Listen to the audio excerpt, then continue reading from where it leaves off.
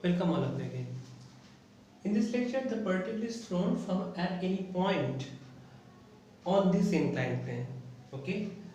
So if it is, then we just consider this is the horizontal level and it makes an angle theta with the horizontal level.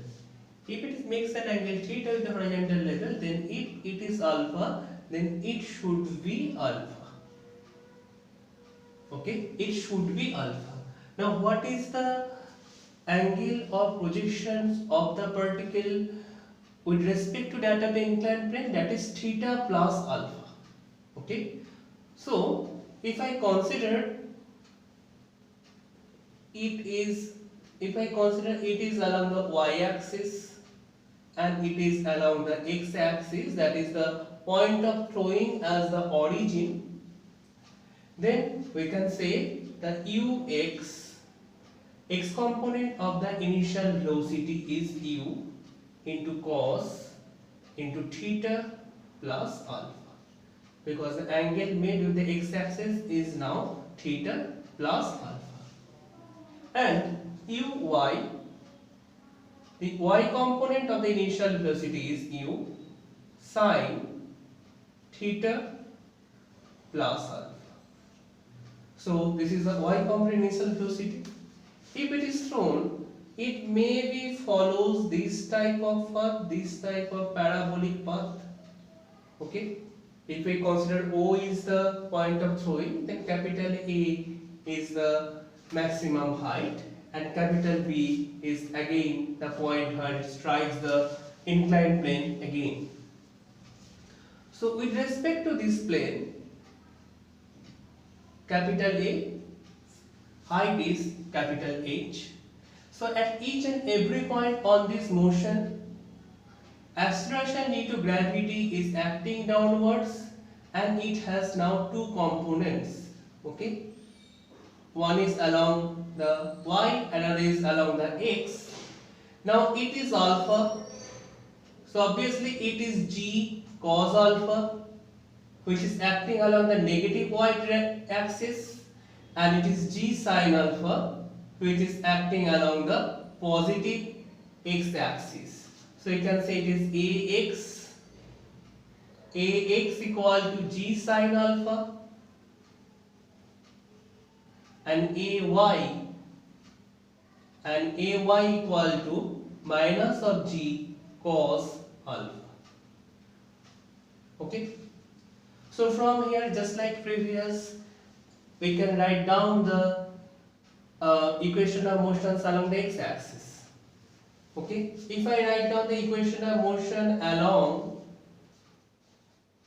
the x-axis, then it is somehow looking like this: x equal to ux into t plus of 1 by 2 into ax into t square.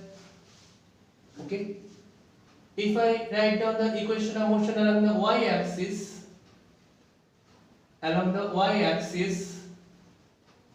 then it is y equal to uy into t plus 1 by 2 into ay into t square. Okay. At first we take the motions on the y-axis and we try to find out the total time of flight. Okay. When the particle starting its journey from O, reaching the point O and again returns back to B, at that time we can say y is 0. From O to B via A, then at that time y is 0. What is uy? Uy is u sine theta plus alpha. And I just replace this by capital T, because at the end of the motion, when it strikes the point B, the total time taken by it is the total time of flight, 1 by 2. What is ay? Ay is minus of g cos alpha into capital T square. So from here we can find out the total time of flight from this equation. If I take capital T as common, it will be u sine theta plus alpha minus of 1 by 2 g into cos alpha into capital T equal to 0. So it has two possibilities. Capital T equal to 0, what it signifies? It signifies when it starts its motion from the point 2, and from the second part, that is u sine theta plus alpha minus of 1 by 2 into g into cos alpha into t equal to 0. From these expressions, if I want to calculate capital T equal to 2u sine theta plus alpha divided by g cos alpha. So it is nothing but 2 of uy divided by ay, its magnitude, y component of velocity divided by the y component of acceleration.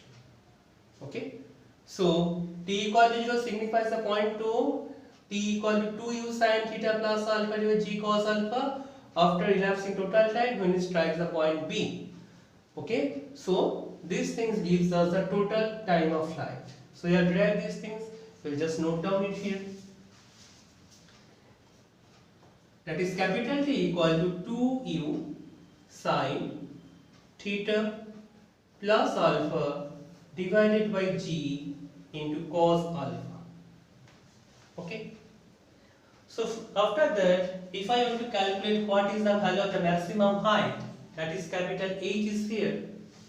So we will use the equation, the famous equation d square equal to u square minus 2as. Along the y-axis, the application will be 0 square when it reaches the point capital A from O. At that time, the y component of this velocity is 0.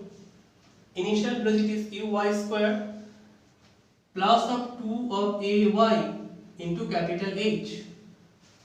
Okay, so from here, if I put this thing, it is 0 square uy is u sin theta plus alpha. So it is u square sin square theta plus alpha 2, the value of ay is minus of g cos alpha, so it is minus of g cos alpha into capital H. So from here, capital H equal to u square sin square theta plus alpha divided by g cos alpha. So what is this? It is nothing but the y component of initial velocity, that is the uy square, and it is ay. Okay, and it is ay. Sorry, there should be 2ay. So this is the expression for the total time of flight, and this is the expressions of the maximum height. Okay. Now if I analyze the motion along the x-axis, before that I have to note down what is the value of capital H. That is the maximum height. It is u square sin square theta plus alpha divided by 2 into g cos alpha. So if I want to find out the range, then we have to discuss the motion along the x-axis, and what is range? The maximum distance covered along the x-axis, that is the distance between the point O and point B. Distance between the point O and point B. So here if I put capital R, ux equal to u cos theta plus alpha, capital T, the total time of flight, because when the particle reaches from O to B, then the total time, the time taken by it is the total time of flight. Ax equal to g sin alpha, so it is equal to g sin alpha into capital T square. From here, if I put the value of capital T, that is the total time of flight, that is 2u sin theta plus alpha divided by g cos alpha here, then it will be looking like this: 2u sin theta plus alpha divided by g cos alpha 1 by 2 into g sin alpha 4 u square sin square theta plus alpha divided by g cos alpha. So here u square by g, if I take common from this expression and from this expression, then it will become 2 sine theta plus alpha into cos theta plus alpha divided by cos alpha. And if I cancel out these 2 here, and here is the g square cos square alpha, if I cancel out these things, then it will be sin alpha sin square theta plus alpha, and here is a 2 obviously, divided by cos square alpha. So it is u square divided by g. If I take cos square alpha as common, then with this term a cos alpha should be multiplied, so it is cos alpha sin a sin b into 2 sin a sin b, it gives us the sin 2 into theta plus 2 alpha, 2 sin theta cos theta equal to sin 2 theta, plus of sin alpha is written here, 2 sin square alpha gives us 1 minus of cos 2 theta plus 2 alpha. So it is u square divided by g cos square alpha. So if I write it, sin 2 theta plus 2 alpha into cos alpha. If I multiply sin alpha and these two terms, I write down here cos 2 theta plus 2 alpha plus of sin alpha.